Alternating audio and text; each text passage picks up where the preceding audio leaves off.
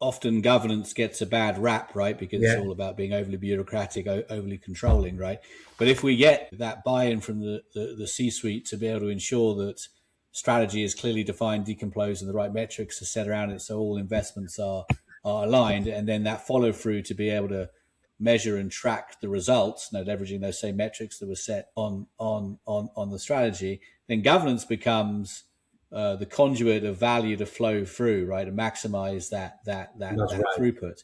And I think that there's a role, therefore, for an enterprise function, strategy execution office, transformation office, value management office, whatever you want to call it, right, that is forensically focused on identifying where value is leaking, right, and to maximize the throughput of value through the process. And I think to do that, then I think there needs to be a focus on those kind of leading indicator metrics that are resulting in value loss, where all these different functions of the village come together, right? So whether that's misalignment we talked about, whether that's failure rates of initiatives, whether that's delays, cost overruns, there are a number of metrics out there that if we proactively look to optimize each of those metrics, you are, following that same analogy, literally plugging the leak in the pipes where to maximize and accelerate value.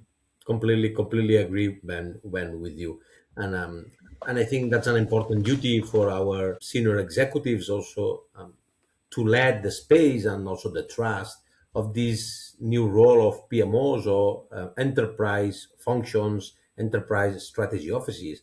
That basically, I think it's a natural an evolution of the potential journey ahead of us of PMOs, strategy offices, where basically it's not only about how well we're executing, but about, as you are saying, this monitoring and these decisions and trade-offs about value leakage and making sure that all the teams are aligned and playing and pulling on fully the same direction, fully aligned in the same direction, where pretty much everything gets stronger and we pull to the best that we can. And so we reduce the internal tensions and friction, and basically also we leverage other synergies. So I think here, this development of these units are critical for the success of the future execution of the strategy in the upcoming years.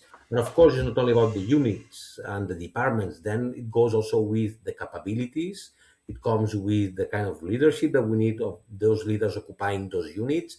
It comes also with the culture that we need to create beyond that. And of course, it comes with all the systems and technology, with real-time data, with forecasting models. And here is where AI and technology also can support us and help us, making sure that also we have a constant monitoring and learning of what we are getting, and that give us certain level of automation and mechanisms to predict better the forecast of the value for the future. And based on that, we create instantaneously different scenarios with critical variables, and then we are set for good decisions or better educated decisions. So in a nutshell, I think that's how I see the natural evolution and possibilities of PMOs, enterprise units also playing a higher hierarchy in the company and giving a strong guidance and putting the right facts and scenarios to the table of the executives and helping the organizations to take the best decisions in pro of maximization of value.